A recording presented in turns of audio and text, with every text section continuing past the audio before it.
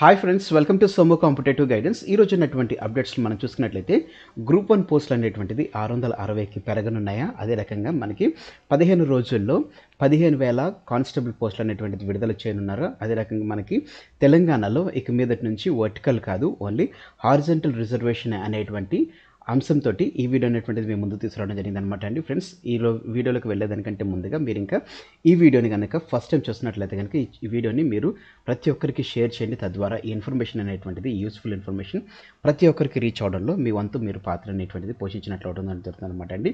First of all మనం న్యూస్లోకి వెళ్ళినట్లయితే కనుక గ్రూప్ 1 సంబంధించినటువంటిది అనమాట అండి. గ్రూప్ 1 సంబంధించినటువంటి చాలా తర్జన భర్జనలు అనేటువంటి జరగడం జరుగుతుంది.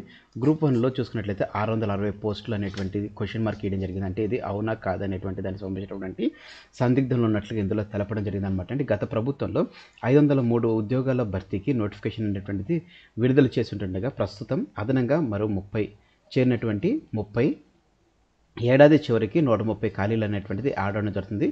వెరస్ ఇక్కడ 160 పోస్టులు అనేటువంటిది ఆల్రెడీ వస్తున్నటువంటి నేపథ్యంలో 503 ఆల్రెడీ ప్రీవియస్ ఉద్యోగాలు, ఈ యొక్క 160 ఉద్యోగాలు మొత్తం కలిపితే 663 ఉద్యోగాలు అనేటువంటిది వస్తున్నట్లుగా కొత్త నోటిఫికేషన్ జారీ చేస్తారన్నట్లుగా ఇందులో మనకి రావడం జరిగింది అనమాట అండి. అయితే ఇందులో మనం చూసుకున్నట్లయితే ప్రస్తుతం అదనంగా చేరినటువంటిది ఈ ఏడాది చివరికి ఇంకో 130 ఖాళీలు అన్నారు. అంటే దీన్ని బట్టి మనం చూసుకున్నట్లయితే అంటే గ్రూప్ 1 అనేటువంటిది ఈ ఇయర్ ఎండింగ్లో జరిగితే కనుక ఈ 130 పోస్టులు అనేటువంటిది యాడ్ అవుతుంది. లేకపోతే నోటిఫికేషన్ ఇచ్చి నోటిఫికేషన్ తర్వాత మనకి 2 to 3 months అనేటువంటిది గ్యాప్ ఇచ్చిన తర్వాత ఎగ్జామ్ కండక్ట్ చేస్తారు. కాబట్టి ఎగ్జామ్ కండక్ట్ చేసి రిజల్ట్ అనేటువంటిది ఇచ్చిన తర్వాత, అంటే ప్రిలిమ్స్, మెయిన్స్ రిజల్ట్స్ వచ్చిన తర్వాత ఈ డ్యూరేషన్ అనేటువంటిది నవంబర్ డిసెంబర్లోకి వెళ్తుంది అని అనుకున్నట్లయితే కనుక ఈ ఏడాది అంటే ఇయర్ ఎండింగ్లోకి వెళ్ళిపోతుంది. కాబట్టి ఆ రకంగానే ఈ నోటిఫికేషన్ అనేటువంటిది ఇవ్వచ్చు. కొత్త నోటిఫికేషన్ లేకపోతే సప్లిమెంటరీ అనేటువంటిది ఇంకా సందిగ్ధంలో ఉంది. మ్యాక్సిమం సప్లిమెంటరీ నోటిఫికేషన్ అనేటువంటిది రిలీజ్ చేస్తున్నట్లుగా వార్తలు అనేటువంటిది రావడం జరిగింది అనమాట అండి. క్యాబినెట్ భేటీతో చర్చల తర్వాత తుది నిర్ణయం అనేటువంటిది రావడం జరిగింది అనమాట. అంటే కొత్త నోటిఫికేషన్ కానీ లేకపోతే సప్లిమెంటరీ నోటిఫికేషన్ కానివ్వండి, సుప్రీంలోని కేసు ఉపసంహరణ ఆలోచనలో ప్రభుత్వం అనేటువంటి ఆర్టికల్ కూడా రావడం జరిగింది అనమాట అండి. ఈ 660 పోస్టులకు సంబంధించినటువంటి డీటెయిల్డ్ ఇన్ఫర్మేషన్ అనేటువంటిది మనకి ఇందులో వేయడం జరిగింది అనమాట అండి. గ్రూప్ 1 పోస్టులు పెంచేందుకు ప్రభుత్వం సానుకూలంగా ఉన్నట్లు తెలవడం జరిగింది. 30 పోస్టులు అదనంగా ఏడాది చివరికి 130 పోస్టులు. ఈ రకంగా చూసుకున్నట్లయితే మొత్తం 663 పోస్టులు అనేటువంటిది రానున్నట్లుగా తెలపడం జరిగింది. అయితే మళ్ళీ కొత్త నోటిఫికేషన్ ఇస్తారా, లేకపోతే దానికి సంబంధించినటువంటి ఏదైతే ఉన్నటువంటి 503 పోస్టు నోటిఫికేషన్ ఏదైతే ఉందో దీనికి సప్లిమెంట్ నోటిఫికేషన్ అనేటువంటిది విడుదల చేస్తూ ఇంకొక 160 పోస్టులు అనేటువంటిది పెంచుతూ సప్లిమెంట్ నోటిఫికేషన్ ఇస్తారనేటువంటి దానికి సంబంధించినటువంటి వివరాలతోటి ఈ పూర్తి ఇన్ఫర్మేషన్ అనేటువంటిది వేయడం జరిగింది అనమాట అండి. సో సుప్రీంలో కేసు వెనక్కి తీసుకునే ఆలోచనలో ప్రభుత్వం అనేటువంటిది ఉన్నట్లుగా తెలపడం జరిగింది. పెరగనున్న ఖాళీలు గత ప్రభుత్వంలో ఉన్నటువంటి 503 పోస్టులతో చూసుకున్నట్లయితే ఇది కూడా సేమ్ ఇన్ఫర్మేషన్ అనమాట అండి. ఫస్ట్ మీకు ఇన్ఫర్మేషన్ డీటెయిల్ చెప్పినటువంటి దానికి సంబంధించినటువంటిది మొత్తం చూసుకున్నట్లయితే గ్రూప్ 1లో మనకి 660 పోస్టులు అనేటువంటిది రానున్నాయనేటువంటి ఆర్టికల్ ఇందులో తెలపడం జరిగింది అనమాట. నెక్స్ట్ చూసుకున్నట్లయితే 15 రోజుల్లో 15,000 పోలీస్ ఉద్యోగాలు అనేటువంటి ఆర్టికల్ మనకు రావడం జరిగింది అనమాట అండి. ఆదిలాబాద్ మీటింగ్లో మనకి సీఎం రేవంత్ రెడ్డి ఈ ప్రకటన అనేటువంటి చేయడం జరిగింది. దీనికి సంబంధించినటువంటి డీటెయిల్గా నేను వీడియో కూడా చేయడం జరిగింది అనమాట అండి. మీరు ఇంకా వీడియో చూడకూడదు చూడండి. కానిస్టేబుల్ పోస్టులు భర్తీ చేస్తామని చెప్పేసి 15 రోజుల్లో 15,000 ఉద్యోగాలు, త్వరలో 500 రూపాయల సిలిండరు, అదే రకంగా 200 యూనిట్ల ఉచిత విద్యుత్ అమలు చేస్తానని చెప్పి తెలపడం జరిగింది. ఈ 200 యూనిట్లు చూసుకున్నట్లయితే కనుక ఇది ఓన్లీ వైట్ రేషన్ కార్డు ఉన్నటువంటి వారికి మాత్రమే అప్లికేబుల్ అవుతుందని చెప్పి తెలపడం జరిగిందండి. అయితే ఈ గ్యాస్ సిలిండర్ అనేటువంటిది మాత్రం అందరికీ ఎలిజిబిలిటీ ఉన్నట్లు తెలపడం జరిగింది అనమాట. ఇది ఆదిలాబాద్లో ఉన్నటువంటి ఇంద్రవేలి సభలో సీఎం రేవంత్ రెడ్డి ఈ ప్రకటన అనేటువంటి చేయడం జరిగింది. ఈ నెల 4న క్యాబినెట్ భేటీ, మరో 2 గ్యారంటీలకు ఆమోదం అనేటువంటిది రావడం జరిగింది అనమాట. సో రేపటి దినం ముందు క్యాబినెట్ అనేటువంటిది మీటింగ్, అంటే ఆదివారం రోజు క్యాబినెట్ మీటింగ్ జరుగుతుంది.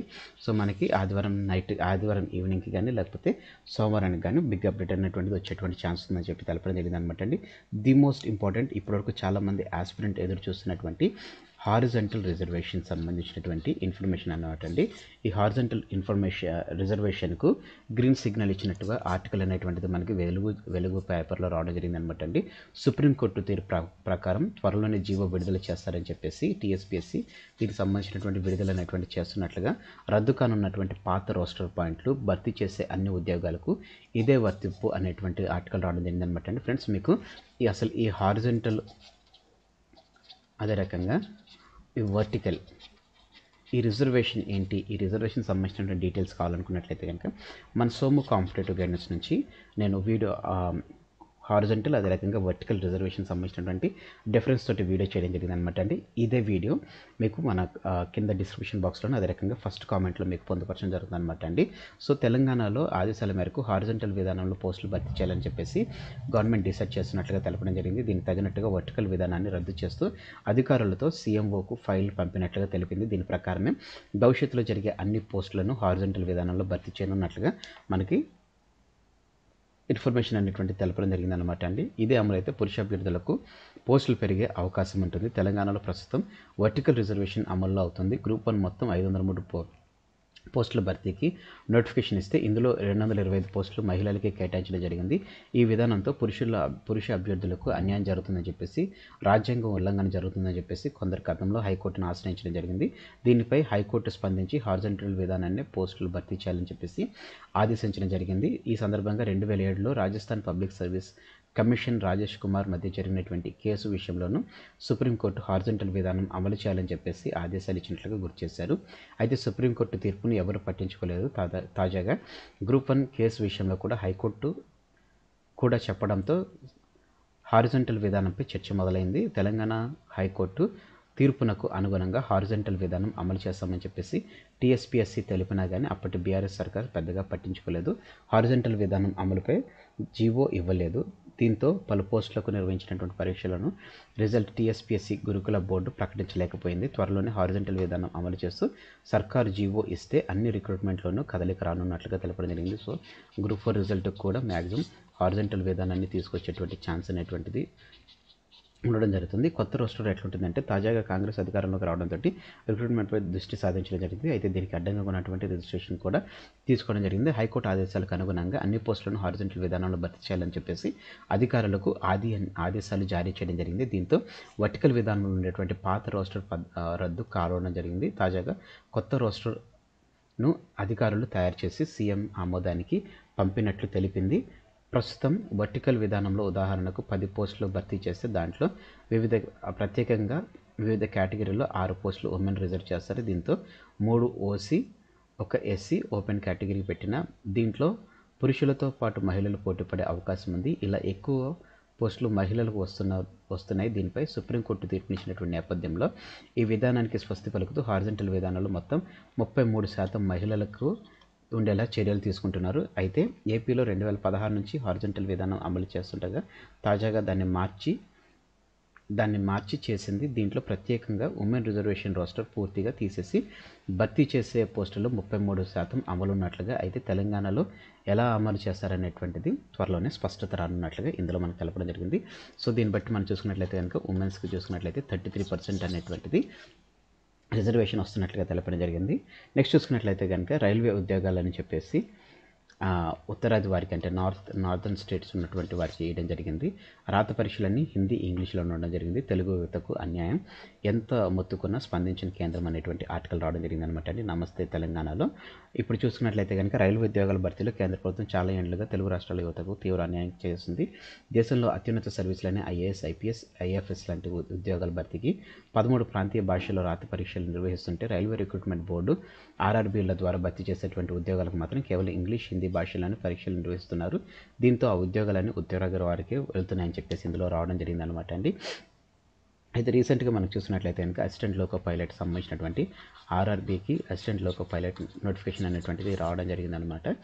ఈ అసిస్టెంట్ లోకో పైలట్ల భర్తీకి 5,696 అసిస్టెంట్ లోకో పైలట్ల ఉద్యోగాల భర్తీకి ఇటీవల నోటిఫికేషన్ విడుదల చేయగా డిప్లొమా, ఇంజనీరింగ్ లాంటి టెక్నికల్ విద్యలు నేర్చుకున్న నిరుద్యోగ యువతకు ఈ పోస్టులు భర్తీ చేయనున్నట్లుగా నోటిఫికేషన్ ద్వారా పేర్కొనడం జరిగింది. వీటిలో దాదాపు 750